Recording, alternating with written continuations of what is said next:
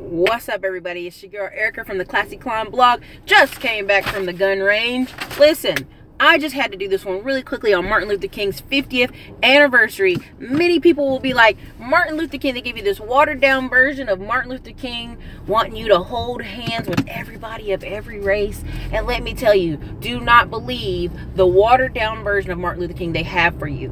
Martin Luther King was about economic empowerment. I don't hate anybody. I just don't want you to mess with my check. Don't mess with my farm loan. Don't mess with my business loan. Don't mess with my money. That's what Martin Luther King was about. Now, many of you go, Erica, Martin Luther King was a pastor and he was about love. He was about loving your neighbor. Everybody love each other. No. That's the watered down 3 or 4 quotes they give your children at school because they're brainwashing your children to think that Martin Luther King died so you can have a white boyfriend or girlfriend. He didn't. That's not what he died for. He died because, check out his last speech before he died. The day before he was killed, his speech said, this is what we're going to do. We're going to take our money and put it into black banks and put it in the black insurance company. Because that's what I do. He was just telling them, we're going to do that because that's what I do. And you know what? He said after the Montgomery boycotts, and it basically shut down a city, just shut a whole city down, we about to show them what we can really do. Now, if he'd have lived and pulled that off, I promise you, we'd probably have about 20 Atlantas in America. We'd have 20 cities of like black entrepreneurship on fire, just on next level, okay? Now, don't get it twisted because my ex-fiance was white. It doesn't matter. This isn't about race. You know, oh my God. One of my ex-boyfriends was Korean. Okay, military town. Let's keep it moving. The key here is Martin Luther King didn't die so you can have diversity and affirmative action, which affirmative action means a white woman or a midget at this point. They've just watered it down to mean anything. What it was saying is, don't mess with my money. Don't mess with my money. You are willing to give money to white farmers, rural people, and there's a lot of black people who would have kept their farm in the 80s with $5 grand or 10 grand, but because of racism in the farm bureau offices, not because your parents, grandparents weren't qualified, but because of racism in the bureau offices, they did not keep their farms. Keep me 100. They did not keep their farms because of that. And a lot of black farmers got wiped out. Now, they came back around a generation later and gave $50,000 to a lot of these farm kids, grandkids, as a like, my bad, we took your $1 million wealthy land away from you, and here's 50 grand. Now, what did most of those black people do? And I'm going to say it, and people may be angry with me. They went and got Cadillacs. They went and got crap. They went and got clothes. They went on cruises. They didn't go back and get together and buy grandpa's land back. They didn't get together and go open a business. That was the running joke in many southern states, is like, oh, they gave them the money. Ha, ha, ha, ha, ha. Now they can never come back and ask for it again. They can never come back and sue. Trust me, my family knows this. You can never come back and sue if y'all take those $50,000 checks and spend them. You can never come back to the government and say, you have to give us back our land. Because that's how they bought y'all. They did that to a bunch of Indians in Robeson County. They did that to a bunch of blacks all over North Carolina. They did that to a lot of people. You should have took that $50K and got your land back.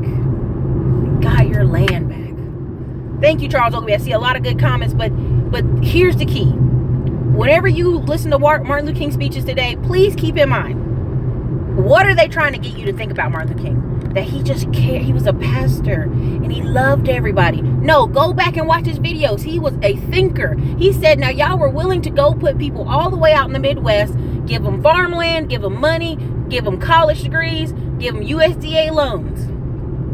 And you turn to the black man and the people coming in and say, sorry about you. We're coming to Washington to get our check. That's why I posted on my Facebook. I'm going to post it here on Instagram. Come get your check. When I talk about buying homes, many of you were like, well, Erica, I want to live in the city. I'm not going to be regentrified. Honey, if you can't afford it, you can't afford it. Here's what many of my friends are doing. They'll get a home, USDA loan, no money down, out on the edge of town, on the edge of town. Year later, move back in and rent that house out. I see it over and over and over. Many of you are complaining, and all it takes is 1 year. You can go live out in the edge of town for 1 year and then move yourself back in. Now you're in a better position. You got a rental property and you can choose what apartment complex you want to live in. You're in a different financial position. But many of you want to stay downtown because that's where the party at. That's where everybody live. You know, grandma around the corner, and I can just keep renting these houses out for nothing. Then you're missing most of the game, because economic floor is important. What is an economic floor? If anybody can tell in the description, an economic floor, we're going to just give an example. Economic floor is a house. An economic floor is having savings. An economic floor is having investments. An economic floor is being able to not pay $1,200 in rent a month, but $300 or $400 in your mortgage. Now, how is that possible? We've got someone on this channel, I don't know if she's even watching today or whatnot, but she was working a job she hated for 18 years, went and bought a $55,000 condo in Houston in a nice upcoming area, and her mortgage was $321. Guess what she could do? Quit that job she hated. But many of you rather live in the nice, fancy, granite countertops, $1,200 apartment, and then look at me like I'm crazy when I'm like, well, there's people paying $300 for a mortgage. You know what I mean? You know what I mean? That's just is what it is. So a lot of times I get it. You know, you want to live near your friends. You want to live near your family. But don't sit here and look me in my eye and tell me Martin Luther King died for you to have a white girlfriend or white boyfriend. That is not what he died for. That's crazy to me. That's so crazy to me that people have deluded this man to like, my children can go to any school in America. That's fine. Your children can go to any school in America. No problem. Diversity. Yes, diversity. But guess what? Are they going to school with people who are wealthy? Are they going to school with wealthy kids? See, that's the kicker. Y'all missing the most important part. When I went to college, all these black guys I know in one fraternity all got to work at banks. They all went to work at Wells Fargo. And you were like, how is a whole fraternity of black guys working at Wells Fargo? They got the hookup. They all were networking. They were all getting themselves loan officer certificates or whatever after college and getting them in there. You know, a lot of my friends, one or two of them went to work on Wall Street from East Carolina. And I'm like, East Carolina's in North Carolina. Who do you know so that you could go work on Wall Street? Oh, our classmate dad worked on Wall Street. And he was our house roommate. And he was our fraternity brother. So it's a who you know. It's a who you know in America. And if you're isolated, but you got diversity and you and just a bunch of poor people of every color in some town, that's not the dream. That's not the dream at all. That's not the dream at all. And you already know I'm gonna do it. Are you stacking? Boom. Smartphone millionaire. Listen, let me check some of y'all comments, but I just want to do this really quickly because it makes my heart sad that people really have watered him down to like, you go to school and love everybody and discrimination's over and affirmative action isn't needed. Affirmative action really isn't needed. Because if you just include everybody, white women, midgets, short, tall women, you know, obesity, whatever, it's not really affirmative action. It's just, well, we feel special. We need a quota person. That's not affirmative action. Drives me crazy. But I'm going to read over your comments and then I'm going to just go ahead and finish this out because I just want to make this really quickly. If you don't have an economic floor, and you guys saw in the comments, I'm buying a piece of land, just an acre lot in this nice small town. It's a little bit more than an acre for $2,500. And many people are like, oh, what are you going to do with that, Erica? That's crazy. I don't know if you noticed here what's going on in Texas, but right now in Texas, we got people moving here like crazy. Like crazy. And the family I know that has been, their grandpa was a multimillionaire. All he did was take 100-acre lots and divide them into 10 or divide them into 1 acres. And they sell 1 acre for 10 grand a pop. And they're around the corner from where I'm buying this land. So, you know what I mean? Like, they've been doing it for years. You know, I'll go into that land lots in a whole nother video. But here you go. Let's see. Little Miss. You know, I'm just trying to do a quick one. I'm in the mood. I just left the range. Protecting myself. Training. And so I just want you guys to be training yourselves. 20 Atlantas. Listen. Traveling sister. For real. I really do believe with... there's nothing... I'm be careful because some people are from Atlanta. There's nothing unique about Atlanta other than a bunch of people who've been educated all around America coming in and being there. Except they're just brown. When Obama was in office, you saw the same thing. A bunch of educated brown people. They're just dispersed in America. If you just smash them into one city, that's what it looks like. But Atlanta does have some of its ratchet still. I mean, I literally can drive through Atlanta and hear Little John. And I'm like, this song's like 10 years old. What in the world? To the windows, to the wall? What's going on? Charles Oakley, the same thing they would do if they got reparations today. Yes. Yes. When people talk about reparations, there's no amount of money you can pay to clear the debt. And I don't think everybody understands. There's no amount of money you can pay that slaves built the White House. And then, like, if you go look back in California and Canada, there were free blacks from all kind of places that came to America. But their history's muddy. Like, if there's a girl on YouTube, if I can find her, she says, my family was never owned by slaves. We were never slaves, right? We were never slaves. And people go, what? But you're black. It's this mindset that you have that everybody black came to America and has the same story, and they do not. They do not. So the debt can never truly be repaid, but here's what I want. I don't want you messing with me when I get my farm loans. I don't want you messing with me when I get my house loans. I don't want you messing with me when I get my business loans. Now, what was the deal that was a big deal in the 1990s? And everybody got hip to it, and now the banks got hip to it.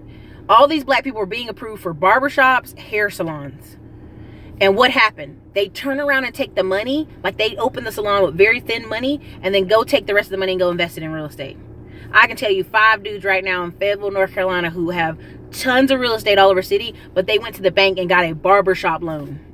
But they made all the guys bring on their own crap. Their windows, their mirrors, their tools, their equipment, their chairs.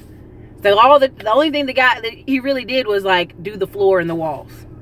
And so the key here is the banks got hip to that many of these people that a year or two later, they look up that they approved a loan for a barbershop were coming in getting real estate loans, needing real estate loans later. Why do they need that? They just have a small barbershop. Oh, they took that barbershop money and used it for something else. People been hip to that. But we won't go too far down the rabbit hole. But like, you got to use the resources wisely. You got to use the resources wisely. We use it to buy flash instead of developing our communities. Yes, Charles Oakley. Right now, I'm doing a blog post about Greenville, South Carolina. And there's another place. Not Greenville, South Carolina. Clemson, South Carolina, where the Clemson University is. Black people are in front of the newspaper going, I don't know what's happening. They're developing all this land. Clemson has won 2 football championships. SC against Alabama. Of course it's going to be in the news. It's going to be growing. Kids are going to want to go there. What's a powerhouse other than Alabama? And guess what? Some of these black people in the newspaper article were saying, I inherited this house from my grandparents. And now I can barely keep up the maintenance. I can barely keep up the taxes. And then they tell you what the taxes are. Taxes were barely $1,000. You're telling me over a course of 12 months out of a year, you inherited a free house and you can't pay $1,000 in taxes? Homie, you know when I go to North Carolina next week, I'll be in North Carolina, D.C., and South Carolina. I'm actually taking me and my mom are going down there to look at some of the properties in that area. Because I'm not playing. If y'all want to be silly and let go a $35,000 house that your grandma paid for 50 years ago, and all you got to do is keep up maintenance, and you can't even do that, that's crazy. When I lived in Greenville, North Carolina, to go to East Carolina University, there are many black people that lived in the town. And they worked at the college. And many people were like, oh, you working at the college and you live here your whole life? They're like, yeah, but guess what? Every single one of my children will go to this school for free. So use the game however you need to use it. But like, fix your neighborhood. Like when people say maintenance, I looked at the woman's house behind the newspaper article, New York Times article. And I really wanted to tell her, first of all, let's fix the gutters. Let's put some new blinds up. Why your blinds all tore up? That's a $13 problem. Go to Lowe's, get some blinds, clean the front porch, clean the yard up, cut the grass. I mean, these aren't crazy things, but it's basic maintenance, and it's basically you're ungrateful. If your grandma left you some land and all you had to do was clean it up and maintain it, why are you crying in front of the newspaper right now? You should be thinking of ways to make money because you're sitting on an acre and a half down the street from a college. And some of the people in the article, they had they had an empty lot, and so they let students park on it during tailgating, and they charged them. Duh, charge the students. They want to tailgate on your property, charge them. I mean, make the money. Don't, these people wear me out. Preach the ministry. Dude, Sean Wright, you've asked me that twice. I don't know your numbers, dude. You're gonna have to email me. You're gonna have to just pay for a consult because I don't know what's going on there, what you're trying to do. Good word, especially the age of the internet. Listen, in the age of the internet, when you got young people, I mean, and here, let's keep it 100. There are some people so poor that in Austin, Texas, young Hispanic and black kids, they don't got a laptop and they don't got internet. And you be like, but you sitting there with an iPhone. You got a computer right there in your hands. So look, with the age of the internet, when someone tells me they're poor or they don't have any opportunities, I'm going to be careful, but I think half of that is a choice. Because your phone and your computer, you can be on Indeed.com all day looking for jobs. You can be on YouTube learning just one skill. Just one. I ain't even asking you to learn a bunch. I'm just saying one skill. You know, some of you know young people who are good video editors. You know how much video editing people make per video? Some people are making $300, $500 for YouTube videos. There's a kid making lots of money off the YouTube video editing. $300 a video. Some people charge $80 a video, $20 a video, but 9 times out of 10, the more complicated the video, the more money. So the key here is there's all kind of skills out there. And then many people say, well, Erica, I'm in a rural area. You don't understand. You in a rural area, you can have chickens, farms, eggs. You can make soap. You can tutor kids music. You can do all kind of stuff. Don't make that excuse either. Because I've actually been in rural towns and see people have 2 acres and go, well, we're broke. We don't have any money for food. You got 2 acres? Get to growing, baby. Get you some chickens. Get to growing. You got your backyard to you. Do something with it. Don't give me that excuse, baby. All right, let me look. General rule, yes, midgets and small people do actually fit under affirmative action. That's why when you see the big people little show or whatever on TLC, if somebody doesn't hire them, it's not just discrimination. Like there's all kind of lawsuits on there. But anyway.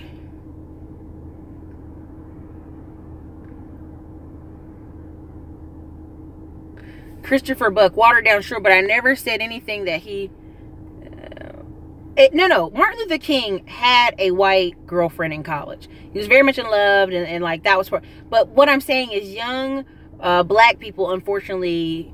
And honestly, the guy that just got shot in California, I don't want to go too far in it, but his whole Twitter was like bashing black women. And I'm like, bro, like, your life is a waste. Bad choices, bad life. I mean...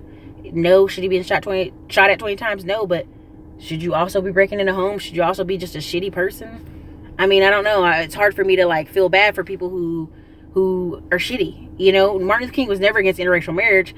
Nobody gives a shit about interracial marriage, if I want to be really honest. If you read the book Demographics, Upside, it's about demographics. That's going to happen anyway. Why? Because many black people move in the suburbs. Many Africans move in the suburbs.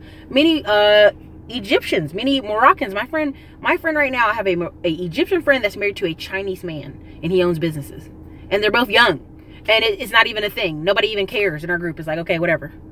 Their families don't even care. That's the projection of America. But if you sit here and water Martin Luther King down to, he died so that I could go to a white school and we all just be poor together, that's not what he died for. It's economic opportunity. Do not block my economic opportunity. Do not stop me from getting home loans. Do not stop me from getting business loans. Do not steal or do subprime charges and lending, which it just showed you. When people say, Erica, why are you so against Wells Fargo and Bank of America? They just finished paying $34 million and $70 million at Bank of America for doing subprime lending loans against black and Latino people who had the same exact credit scores, same exact money as other white people. So when you tell me am I so against Bank of America and Wachovia now, whatever you want to call Wells Fargo. Wachovia used to be it, but now it's Wells Fargo. Because it's stupid. Why would you give your money to someone who's like, I don't like you. I don't want to do business with you. I'm going to charge you more. Even if you have a good job, even if you got good credit, I'm going to charge you more. Have respect for yourself. Do not do business with people like that. Don't do business with them. Use your economic floor to do business with someone else. That's all I'm saying. That's all I'm saying.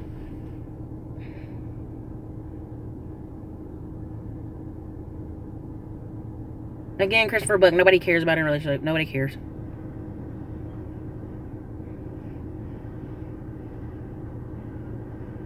Sean Crosby, yes, they were given the property and too lazy to learn to keep it up. Yeah, and I mean, like, here's this thing. There's a town near St. Louis, Missouri, I think. is it St. Louis or it was an article, and I was putting it in my collection to write a blog post about it. And the city is charging the residents fines. And everybody's like, they're charging all these poor people, these poor black and poor white people, all these fines. And what were the fines? You got raggedy blinds in front of your house. The grass isn't cut for 6 months. There's broke down cars in the yard. It was the stuff that, to me, you're at home all day. And one of the city council members said it, and I laughed, even though I shouldn't have. He was like, they at home all day anyway. They can't clean up their yard. And on one part of me is like, you can't judge people for how they want to keep their yard. But another part of me is like, that's 101. Cut your damn grass. Keep the front of your yard tidy. The other day I was in Austin, and there's a house for sale. And I think it's the renters inside are running a daycare. Okay, they're running a daycare. But they've got beer cans in front of the front yard. They got trash running in the front yard. They got muddy area where the kids keep running in and out in front of the yard. And so the owner apparently is just done, and he wants to sell it here in Austin. And it's like, what are the economic dire straits you have to be in to take your kid to this house as a daycare that's got a beer can in front of it, that's got a wheelchair sitting out front where the old lady sits? You know, I'm all about home. I'm all about working together, and like, if you have a daycare and you're raising kids, good. If you're helping out community, but like, if you got to take your kid to that daycare, what's going on with your life financially? To think that's okay, to think that kind of environment is okay. So look, I mean, I'm trying to, Fred Burns, what's up? Franklin Mine, hello. Christopher Buck, all right, so I hit everybody up. I mean, again, create an economic floor for yourself. And what is an economic floor? An economic floor is either one, a home, or two, investments. Some of you have no economic floor. And cars are not economic flooring. Cars are not economic flooring. Let me repeat. A car, I don't care how much you tell you it's worth, is not economic flooring. You know how I know some of you are confused about that? Because when I go in these Facebook groups, you're telling me, well, my car, the loan is $16,000, but it's only worth $8K. It doesn't matter what's worth. It does not matter. You know what you're looking at? You're trying to see how you can roll it over into a new car. But your car is not your economic value. It's not a floor. Just pay the car off and drive it for the next 15 years. And when I say that, people go, oh my God, Erica, you want me to drive this car for 15 years? Yes, baby, I want you to drive that car for 15 years because you don't need another car. You can't afford it. You know what you need? An house. An economic flooring.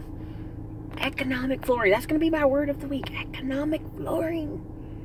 What is your economic floor? It can't be a car. Sorry, can't be a car. So anyway, I don't want to get too crazy today, but I just had to share that with y'all because I really think they do such a disservice to MLK's history, MLK, who he was, his last speech before he died, the power in his speech. Like, at the time, people would have did it.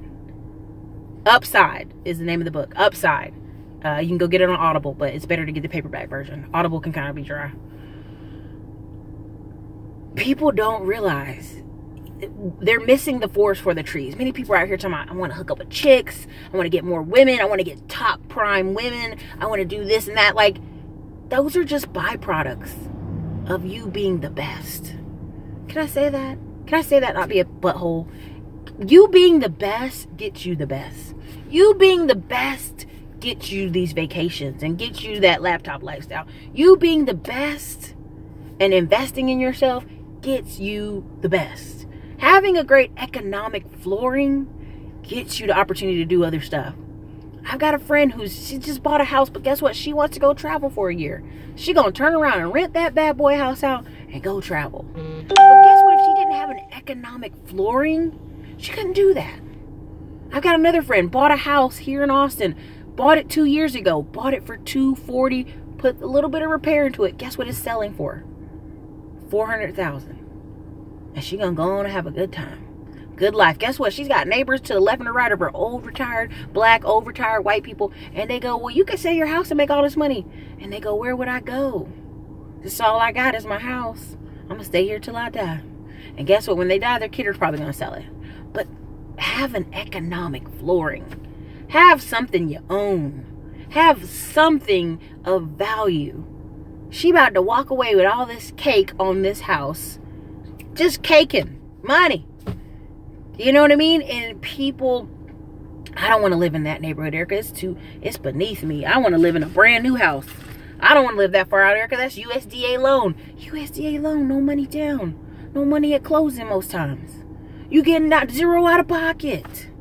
You don't have a flooring. You got a car and an apartment. You know? I'm being a little dramatic today because it's MLK's 50th anniversary. And many of y'all missed the most important lesson. It ain't about having no white boyfriend or white girlfriend. It ain't about living next to white people.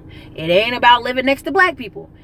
It's about having an economic floor and economic opportunity not being blocked. And there's this article that was showing how, a lot of people, northern black people and California black people, for some reason think the South is just so horrible. Our parents ran away. Have you not Googled your own backyard? The North had notorious racial issues. Boston, Pennsylvania is called the Alabama of the North.